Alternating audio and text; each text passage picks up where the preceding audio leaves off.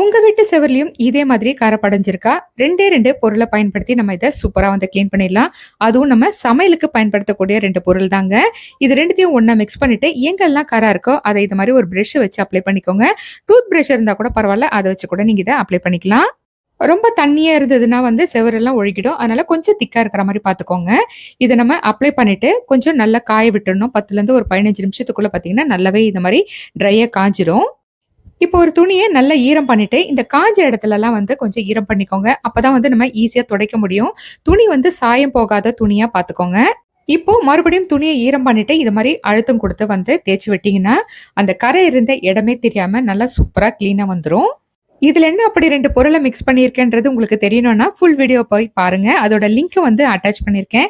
இத மறக்காம போய் பார்த்துட்டு, உங்க வீட்ல செவுத்துலயும் கரை இருந்ததுன்னா, இதே மாரி சூப்பரா வந்து கிளீன் பண்ணிட்டு, எப்படி வந்ததுன்னு எனக்கு கமெண்ட்ல சொல்லுங்க.